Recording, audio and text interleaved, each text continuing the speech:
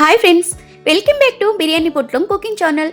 చాలా సింపుల్గా, నోటికి పుల్ల పుల్లగా, ఇంకొంచెం కారంగా, చాలా టేస్టీగా ఈ పచ్చడి వేసుకొని కొంచెం నెయ్యి కుమ్మరించుకొని తింటే ఆ రుచే వేరబ్బా, చాలా టేస్టీగా ఉంటుంది. ఈ మింటు పచ్చడి మిర్చితో చేస్తే చాలా టేస్టీగా ఉంటుంది. ఇంకొకటి, ఈ పచ్చడి మా పిల్లోడికి మా ఆయన అయితే పడిచేస్తారండి. కింద పడితే లేస్తారో లేవరో కానీ అది దేవుడికి తెలియాలి. ఈ పచ్చడి వాసనకైతే లేచి కూర్చుంటారు, అంత బాగుంటుంది. ఇలా చూడండి, లేతగా ఫ్రెష్గా ఉన్న పుదీనా ఈ విధంగా తెచ్చేసుకోండి. ఇలా లేత కాడలతో ఉన్న పుదీనా కాస్త కాడలతో కోసుకోండి.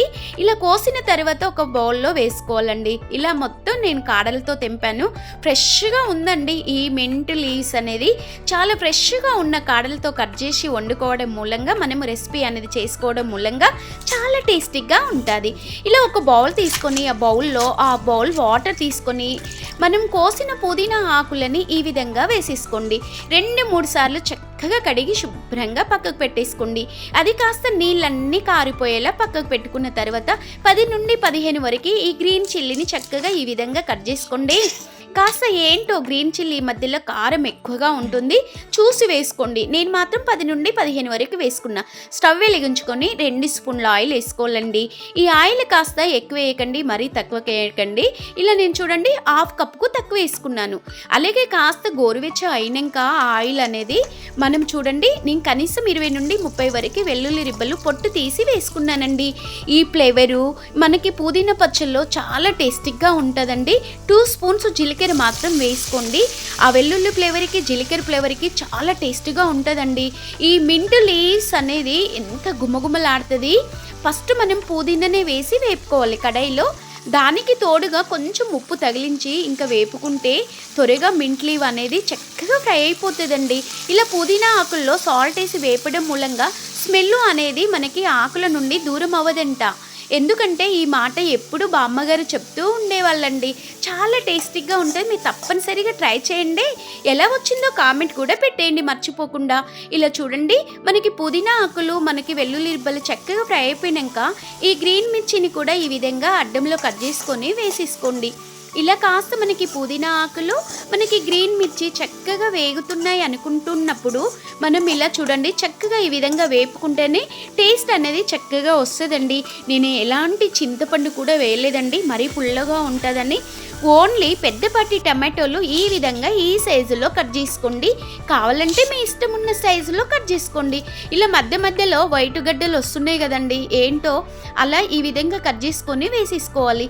అప్పుడు కానీ 2 టమాటాలు వేయడం మూలంగా చాలా టేస్టీగా ఉంటుందండి పుదీనా చట్నీ అనేది. ఎప్పుడు చింతపండుతోనే కాకుండా ఒక్కసారి ఈ టమాటో ఫ్రూట్తో మీరు కూడా ట్రై చేశారనుకో, టేస్ట్ భలేగా ఉంటుందండి. మళ్ళీ మళ్ళీ తినాలనిపిస్తుంది. చాలా చాలా బాగుంటుంది. వీక్లీకి 2-3 సార్లు ఇదే తింటే బాగుండు అనిపించేలా అంత టేస్టీగా ఉంటుంది. ఇలా టమాటో మనకి ఇదే వేసుకున్న తర్వాత కాసేపు కలుపుకొని దొడ్డుప్పు వేసి కలపకుండా మూత పెట్టేయండి ఒక 5 మినిట్స్. మంట మాత్రం చిన్నగా పెట్టేసుకోండి. ఆ 5 మినిట్స్ అయిన తర్వాత మనకి చూడండి పుదీనా ఆకు, గ్రీన్ చిల్లీ, టమాటో ఫ్రూట్ చక్కగా ఫ్రై అయిపోయింది కదా. ఇలా ఫ్రై అయిన తర్వాత మనము చూడండి ఇలా ఒక్కసారి చక్కగా కలపెట్టేసుకోవాలి. ఇలా కలపెట్టడం మూలంగా టమాటో ఫ్రై అయిందా లేదా, మిర్చి బాయిల్ అయిందా లేదా చక్కగా మనకి కనిపిస్తుంది, తెలిసిపోతుంది. వంట రాని వాళ్ళు కూడా ఇంత టేస్ట్ పచ్చడి ఇంట్లోనే తయారు చేసుకోవచ్చండి, అంత బాగుంటుంది. మరి ఖాళీ మిక్సీ జారు తీసుకొని కొంచెంగా గోరువెచ్చగా ఉన్నప్పుడు ఈ మింటు పచ్చడిని, పుదీనా పచ్చడిని చక్కగా ఇలా రుబ్బుకోవాలని అత్తయ్య గారు చెప్తారండి. ఈ మాట అత్తయ్య గారిది. గోరువెచ్చగా ఉన్నప్పుడు పుదీనా పచ్చడి చేస్తే చాలా టేస్టీగా ఉంటుంది, చాలా బాగుంటుంది, స్మెల్ కూడా చాలా అదిరిపోతుందని చెప్తారు అత్తయ్య. ఇలా చూడండి మిక్సీ జార్లో వేసుకొని 2 తిప్పులు తిప్పేస్తే చక్కగా పుదీనా పచ్చడి అయితే సింపుల్గా రెడీ అయిపోయేది. ఇలా చూడండి మనకి ఎలాంటి పోపు లేకుండా, ఎక్కువ చుక్క ఆయిల్ ఎక్కువ కాకుండా 2 స్పూన్లతో చేసిన ఈ పుదీనా పచ్చడి చాలా టేస్టీగా ఉంటుంది. మీరు ట్రై చేయండి. ఎలా వచ్చిందో టేస్ట్ కామెంట్ పెట్టండి.